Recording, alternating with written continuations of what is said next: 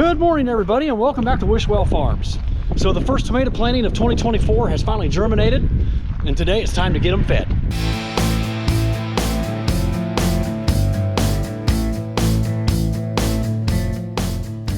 So the very first thing that I'm going to do before I go down and water and feed the plants is to make sure our pH meter is calibrated. And the way we do that is we have a pH calibration solution of 7 and 4 and a calibration fluid for the electrical conductivity. After we get it calibrated, we'll head down to the basement and get the plants fed, and I'll show you how we use this to check the water before we feed. I do this several times throughout the year just to make sure it is reading correctly. Because the last thing you want to worry about when you're adding acid to water is adding too much and hurting the plants. Okay, it's finished calibrating. It's a reading 3.97, 3.98, so that's pretty good. All right, if you look closely, you can see all the baby tomato plants. They're about 1 inch tall. They've popped up over the last 2 days. These were just seeded 5 days ago.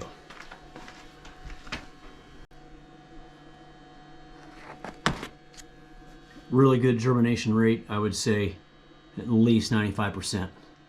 They look really good. But since I don't soak my rock wool slabs in pH corrected water, as soon as they pop up like this, I like to get pH corrected water and fertilizer in these cubes right away. So that's what we're going to work on today. The first thing we're going to do is fill up this blue bucket with water.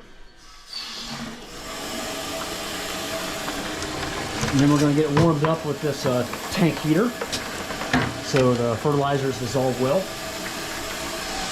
I have my sulfuric acid here, some starter fertilizer, a 9-15-30, and I'll also be adding some 1500 calcium nitrate for the nitrogen source. Now that my 5-gallon bucket is filled, we're gonna warm it up with the tank heater to about, I don't know, 80-90 degrees, so it'll dissolve the fertilizer.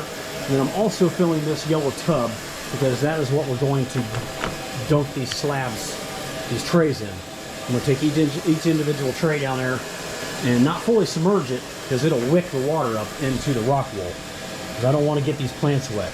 There's several reasons I don't want to get these little plants wet. One, there's a potential of spreading disease easier if the plants are always wet. We want to keep those plants dry. And the other reason is, as these things continue to grow, if I'm watering from the top with like a sprinkler or a hose or something, the plants get wet and they flop over. So I want to do my very best to keep those plants dry at all times. All right. Just making a small batch today. This tub of water will probably water my plants for an entire week. Because when they're this small, they don't need a lot of water. You know, every few days, every 2 or 3 days, I'll water them well, just to make sure there's no salts being built up in the rock wool cubes. If I need to make a bigger batch, I'll mix up a larger batch in this 30-gallon trash can. But I'm going to be moving these out into the larger greenhouse in 5 or 6 days because I have another planting that I need to get germinated down here. So yeah, next week, these will be going out to we call it our transplant house or starter house, where they're going to be getting spread out into their 4-inch blocks, and we'll also add supplemental lighting out there as well. But right now, when they're young and tender like this, I want to baby them under these grow lights, which we'll talk about a little bit more detail in just a moment. Right now, let's get our fertilizer and acid mixed up, and I'll show you how I do that, and we'll get these things watered. Get a little bit of sulfuric acid. It does not take much. So I'm going to take my sulfuric acid, and I'm only going to put like that much in, like a 1/2 ounce. Get that stirred in real good. And then we want to check it with the pH meter. I'm looking for a 5.5 pH. Looks like I'm about 5.6 right now. I'm pretty happy with that. You know, I always make sure to stir this around and incorporate that sulfuric acid into that water well. There could be like a hot spot of acid in one side if it's not mixed up well. 5.74. So I'm happy with that. On these little seedlings, I'm happy with anything between 5.5 and 6. So we're gonna go with this. Like I said, it's so easy to put too much acid in here, and if I do, I just have to add more water to raise the pH back up a little bit, because our well water is about 7.7. And if it's still too low, I'll just dump it out and start back over so I can put more water in there. All right, next, time to get some fertilizer mixed up in this blue bucket. Here's a half cup of calcium nitrate. And the water has been warmed up just a little bit. I'd like to have it a little bit warmer, but I need to get this done, so we're not gonna wait. And here's a full cup of 9-15-30. I used to do a 1-to-1 mixture, but I have found that on these young plants, too much nitrogen is just going to make them stretch out a little too fast for me. And we don't want that. We want to keep these things short and stocky. And there's a little bit of nitrogen already in the 9-15-30. So this seems like to be the right amount for me that works well for my plants. Now we're going to stir that up, make sure it's mixed up well.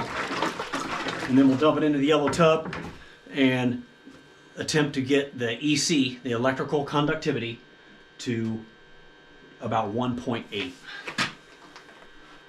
Now as the plants grow, I will increase that to be 2, 2.2, 2.3, up to 2.4, and 2.5 depending on the weather, especially when they're starting to set fruit and really growing.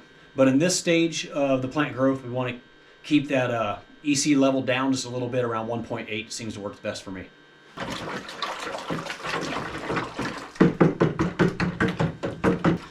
When I stir it, I know the fertilizer is going into the center of the bucket in the bottom that hasn't dissolved yet. And I'll kind of help chop it up a little bit with this tomato stick. All right, now we're going to dump a little bit in, not too much. It's easy to overdo it. Mix that in a little bit, see what we got. Now my well water is 0.7 to 0.8 already with the stuff that's in the well water. So it doesn't take a lot to bring it up to 1.8. 1.68 is where we're at, so we need just a little bit more. Not much.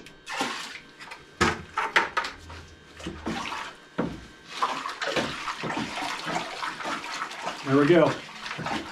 That's about right. Almost too strong. 1.9.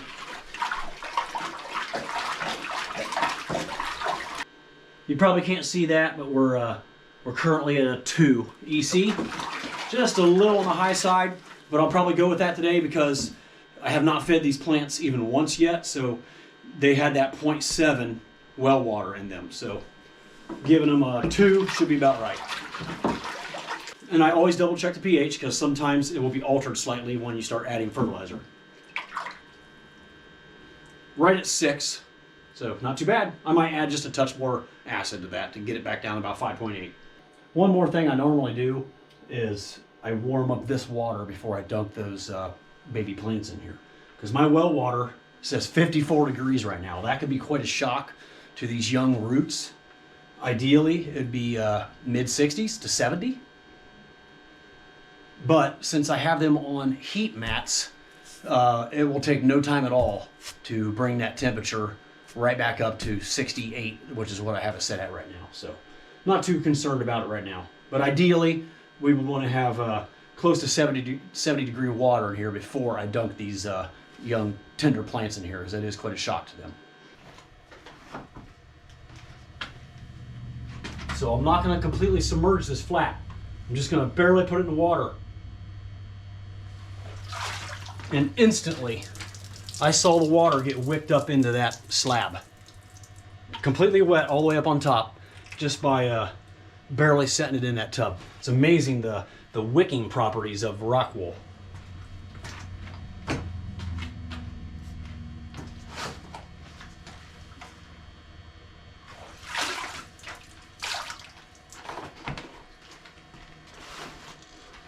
That's all there is to it. Got 14 flats here to do this to, and they'll be done.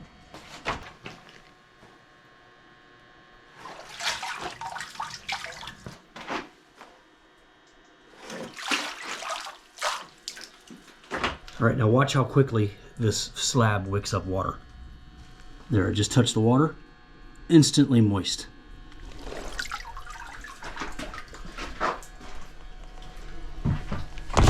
I realize this is about as low tech as you can get, but it's a simple method that works for me in this little basement.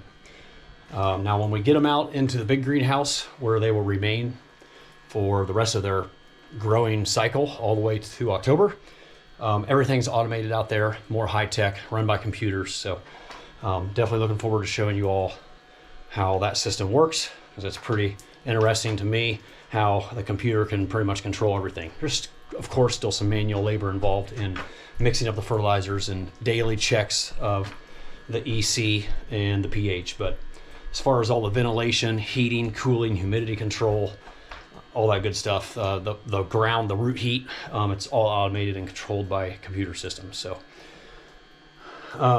yeah, that's about all there is to the watering. Now the light source is also very important. You can see I have two grow lights up here. I believe these are halide bulbs. I always get confused between the halide and sodium bulbs. I should have done a little research before I filmed this.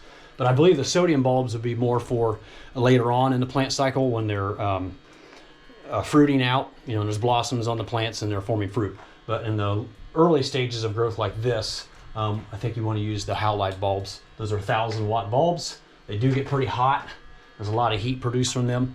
Ideally, I would have LED lights. I just haven't done enough research on the LED lighting, and I have these on hand and I only use them for like 2 weeks. So it does the job, so I'm not really wanting to go out and spend a lot of money on new LED lighting when it's not really needed. But I'm sure I will update in the future. Now I mentioned this briefly in the prior video about the temperature. They're going to be a little on the cold side right now because I just watered them with cooler water. See, they're at 60 degrees right now. They were at about 68, which is about where I want to keep them during the day, 68 to 70. Now in the evening, I will let these get down closer to 64, 65 degrees. You don't ever want to let tomatoes get cooler than 62 to 64 degrees. At that point, the plants can no longer take up phosphorus and the deficiency comes out in the color of the leaves. You'll start seeing purpling, especially on the undersides of the leaves.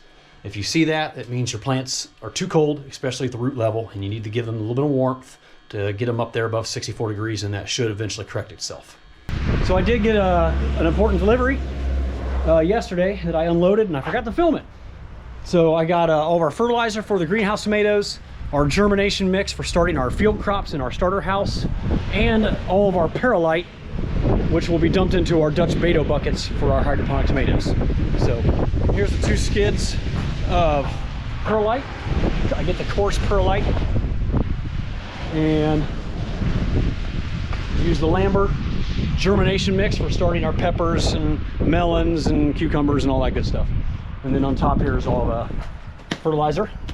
Well, it's probably only about half of what we go through in the season because I still had a bunch left in the storage room of the greenhouse. I'll go show you where I store all this stuff. It's kind of a mess in here right now, but we put all of our fertilizer on these 2 pallets. This is some of the leftovers from last year. This pallet will have all of our sulfuric acid on it. And there's all of our Dutch Beto buckets that all the perlite will be dumped in to here in a couple weeks. Everything's kind of just scattered around right now, unorganized, because it had to be dismantled and flushed out with air, so nothing froze during the winter. So those are our 2 fertilizer tanks, the mixing tank, and the sulfuric acid tank, a water heater for tempering the water. And this is the irrigation system with the billow, the 3 billow pumps. And then we still use the old grower's choice. Works good for me.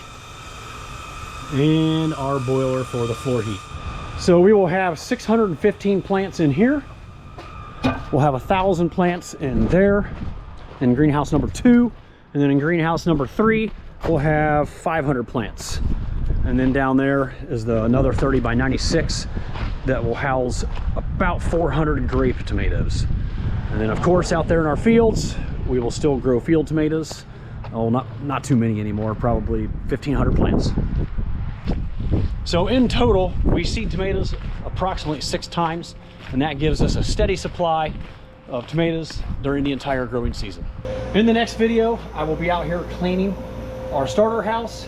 Usually I get that done at the end of the season, But what tends to happen for me is I'm so ready to go RV camping, backpacking, kayaking, that when we shut the farm down, the farmers markets are shut down for the year, I'm ready to just walk away from all this. So next week I will be in here cleaning up what I put off last fall, and also bringing out the new plants to put into the 4-inch rock wool cubes. So stay tuned for that on the next video. Thank you so much for watching. I really appreciate it, and we'll see you again real soon down on the farm.